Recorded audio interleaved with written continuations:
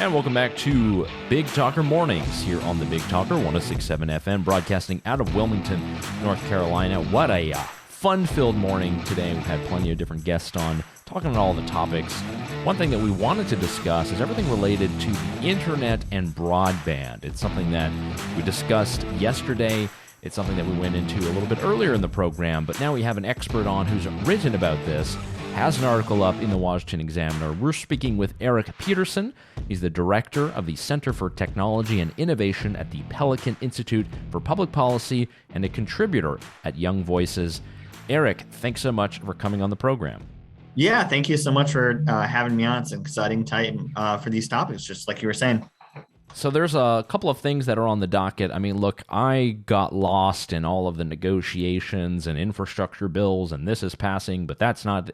What is the update on the bill that you wrote about related to infrastructure? I got no idea what's going on. I know it was $100 billion on broadband, then we heard there was a little bit less. What are the kind of dollars and cents of the moment when it comes to some of these negotiations, and how much money the government's going to be spending on these broadband projects? Yeah, that's a great question. I'm a little hesitant to make any predictions because these things seem to change moment by moment. But as far as spending for broadband goes, there seemed to be general bipartisan agreement, which is why it was in the bipartisan infrastructure proposal, that $65 billion was the number to spend on broadband, or to continue to spend more on broadband, should I say. That broke down pretty broadly. $40 billion was going to be for a federal grant program to build out in areas that didn't have internet access. About $10 billion was going to be set aside for making broadband internet more affordable to those who might have trouble paying for it. And then a few billion here and a few billion there just for a few miscellaneous items. As far as the $3.5 trillion package is concerned, or whatever that's been whittled down to, there wasn't actually a lot of broadband spending in that one, but it did look like there was going to be some money in terms of a tax credit specifically for government-owned networks, which is concerning for a few reasons, which we can get into later when it looks like how much the government is not just building out the expansion of private networks, but is getting in the broadband game itself.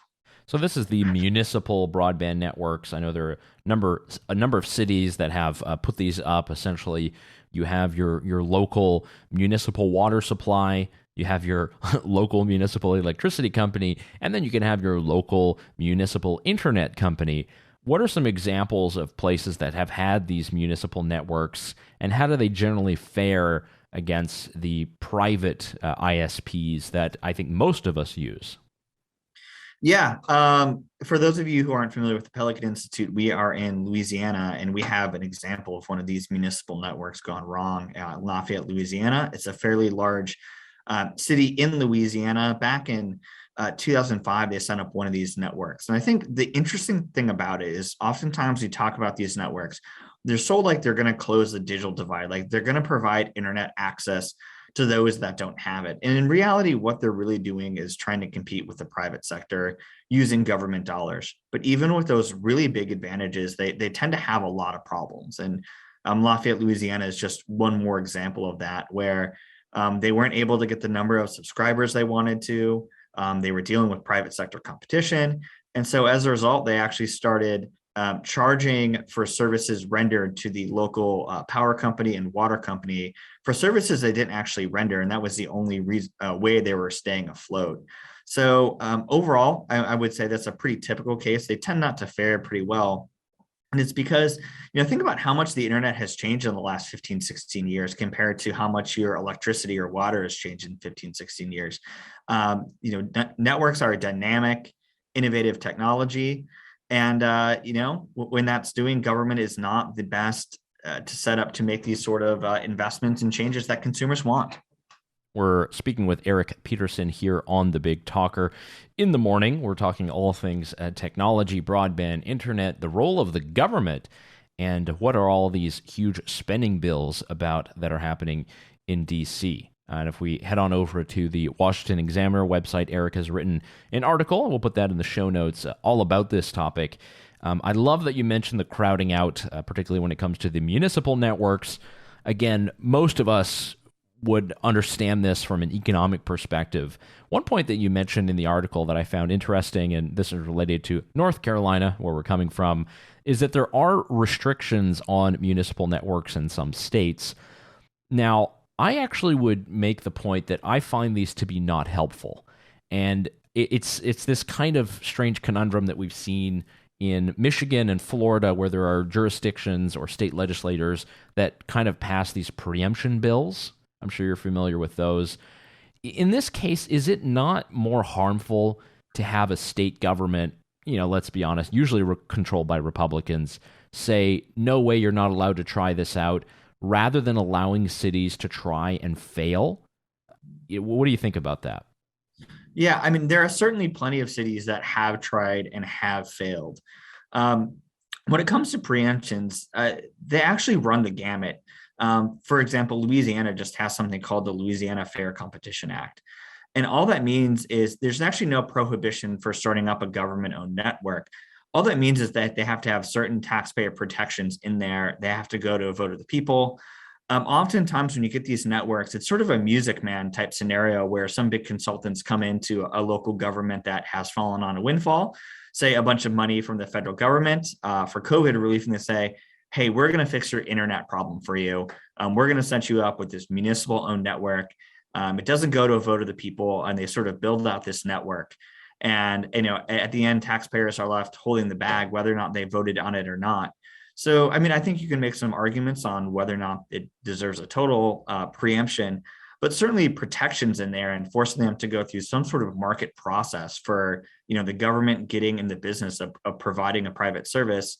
I certainly think is worthwhile. Yeah, there's definitely some important points there. And, we've talked about preemption laws when it comes to things like straws. They don't allow straw bans. I think it was in Michigan, the state legislator passed that, and they had discussed it in Florida. Meanwhile, in Washington, D.C., we have the straw police, making sure that restaurants are handing out those plastic straws. So there's plenty that's going on there. Eric, while I have you on the line, I know that you write about many different topics in the area of technology, and one of them that you seem to be all in on, and we talked about more yesterday, was the fate of Bitcoin and cryptocurrencies more generally, but Bitcoin specifically. Sort of as a guy who looks at what's happening regulatory-wise when it comes to technology policy, how is it looking right now when it comes to crypto regulation or Bitcoin? What are your thoughts on that? Do we see that this is going to be drained by Washington, D.C. and many of the regulatory agencies, or do you think crypto is just far too strong for the regulatory hands to get a hold of? If I knew the answer for that for sure, I would definitely also give you crypto investment advice, which I'm not prepared to do. But I would say this when I look at the broad sense of things. One is that Washington is moving slowly, and I think they are leaning into a more regulatory stance. But I think, especially looking at the bipartisan infrastructure bill, which we discussed a little earlier for its broadband portion, that bill was almost held up due to some reporting requirements on cryptocurrency that were very poorly written, would be almost impossible to implement. So I think it goes to show that Washington is paying attention to the issue. What I would say is I think this is a great case of federalism. There are a lot of states, especially state lawmakers, that are embracing cryptocurrency and Bitcoin through mechanisms called regulatory sandboxes. States like Hawaii and Arizona have put in these sort of sandboxes that allow these new and innovative technologies to work through the regulatory process, to work with regulators. And as a result, they've seen a lot of investment in these new businesses, and they've created jobs, they've created wealth. And so I think that the states are really going to serve as a bulwark against over-regulation from Washington, D.C. It's one of the benefits of the American system, as opposed to, say, the Chinese system, in which the Communist Party says, we don't like Bitcoin, and then it basically shuts down overnight. I would also say that there's a lot of folks interested in Bitcoin mining, especially energy-rich states like Louisiana, and I think it's going to continue to build a lot of cryptocurrency fans.